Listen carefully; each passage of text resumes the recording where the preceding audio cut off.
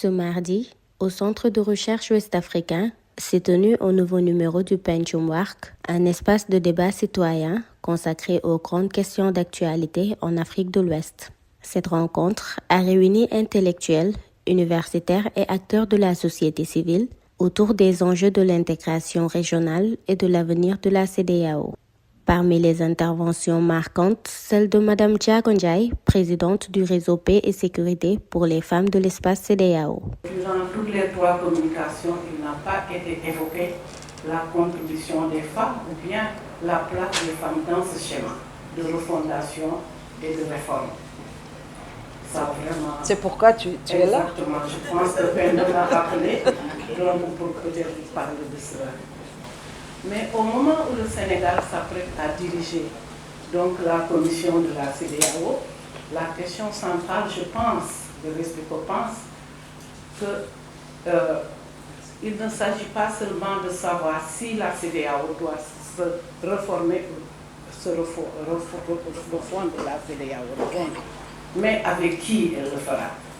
Et avec qui, moi, je pense aux femmes. Dans son intervention, Mme Diago Ndiaye est revenue sur la place des femmes dans le processus de refondation de la CEDEAO, rappelant qu'elles demeurent des actrices essentielles de la stabilité régionale. Nous sommes partis de trois constats. D'abord, il y a une crise de légitimité au niveau de la CEDEAO. Il y a le retrait des États de l'AES, qui est un risque accru d'insécurité régionale, on l'a dit. Mais aussi, il y a l'expulsion persistante des femmes et des jeunes des espaces de discussion. Alun vient de dire que la force de la CEDEAO se trouve dans les jeunes.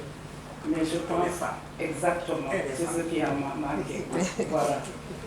Et ce qui m'amène à parler de 4 points. La CEDEAO est une crise de légitimité. C'est une crise actuelle de légitimité, mais également cette crise, elle est institutionnelle, elle est sociale et elle est humaine. Les femmes subissent en première ligne les actions, les sanctions, l'insécurité, la rupture de la libre circulation des personnes et des biens. Mais est-ce que je pose cette question? Sans les femmes et les jeunes, toute refondation reste ou restera fragile. Elle a ensuite alerté sur la crise de légitimité que traverse aujourd'hui la CEDEAO, marquée par le retrait des pays de l'AES et l'exclusion persistante des femmes et des jeunes des espaces de décision. Au point 2, on a parlé de l'AES parce qu'on est interpellé, le RESPECO est interpellé. Le RESPECO est une organisation de la société civile qui a été créée en 2009 sous l'égide du commissaire Adrien Diop, du centre de la CEDEAO pour le développement du genre, constitué de 5 États. Mais le RESPECO est amputé actuellement de ses membres 3 États, le Mali, le Niger et le Burkina, comme vous le savez. Mais nous, on a connu vraiment une déchirure, parce que nos partenaires, surtout le Centre-Genre et les partenaires de la CEDEAO, nous ont donné l'ordre de ne pas intégrer dans le travail que nous faisons les États de l'AES. Et ça pose problème, parce que c'est des femmes qui ont apporté beaucoup, surtout concernant la lutte contre l'extrémisme violent, la prévention des conflits. Donc, les femmes se perdent une partie de nous-mêmes. Mais il faut maintenir donc des ponts par ces femmes et ces jeunes.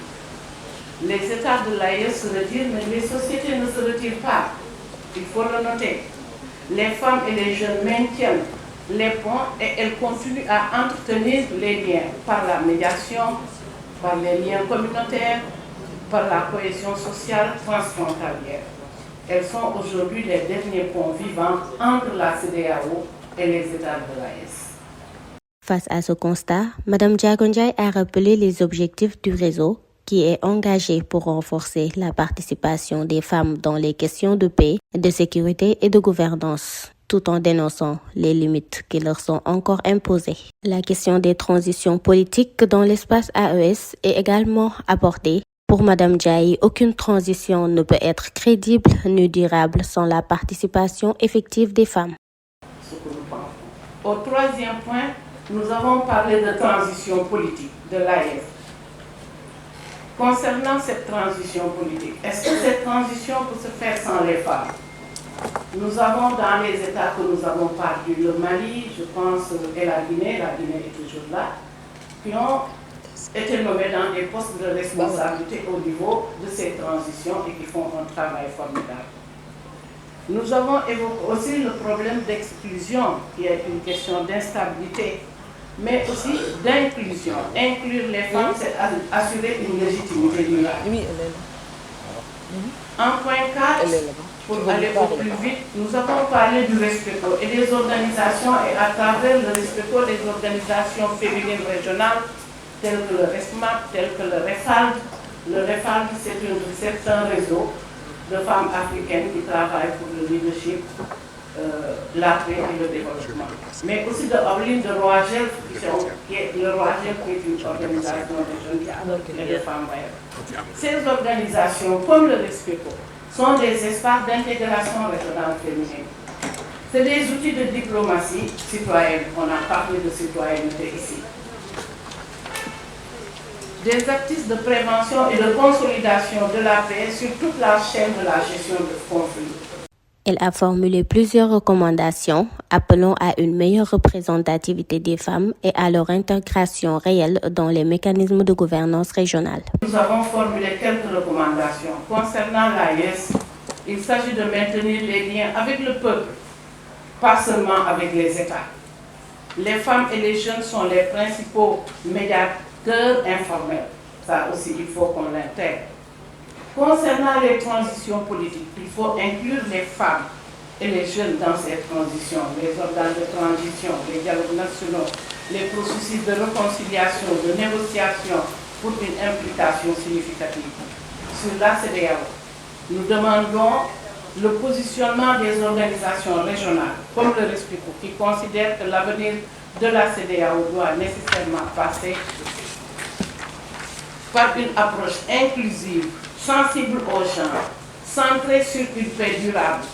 Pour cela, il faudra institutionnaliser le rôle des femmes et des jeunes dans les stratégies de refondation, comme vous venez de dire, maintenir un dialogue structuré avec les organisations féminines de l'AES, inclure les femmes et les jeunes dans les transitions politiques comme gage de stabilité, soutenir les réseaux de femmes comme des acteurs de prévention de conflits. Passer, vous l'avez bien dit, je pense que beaucoup de personnes, et Penda l'a dit, par le suffrage universel dans tous les pays pour élire les députés et instaurer la parité au niveau du Parlement de la CEDEAO. Ça, vraiment, ça a été une demande forte des organisations de femmes que j'ai consultées avant de venir. Créer une plateforme maintenant de femmes et de jeunes, AES, CEDEAO, pour la paix, la sécurité, la cohésion sociale, portée par les réseaux régionaux comme le RESPECO et d'autres organisations. C'est la petite contribution et le point de vue que j'avais à donner sur les femmes. Des solutions ont enfin été proposées pour une refondation de la CEDEAO fondée sur l'inclusion, le dialogue citoyen et la prise en compte des voix féminines. La CEDEAO peut changer et survivre si elle accepte seulement de s'appuyer sur ce qui, en temps de crise, empêche nos sociétés de sombrer. Et que ces personnes, ce sont les femmes et les jeunes dont on a parlé tout à l'heure. La CEDEAO ne se refondera pas sans les femmes et les jeunes. Le retrait de l'AES a été un choc sécuritaire et social. Les femmes et les jeunes sont des actrices de stabilité régionale. En conclusion, Mme Diago Ndiaye a livré un message sans équivoque. Il ne peut y avoir ni transition politique durable, ni refondation crédible de la CEDEAO sans les femmes et les jeunes. Pour elle, ce sont eux qui portent aujourd'hui les solutions de demain.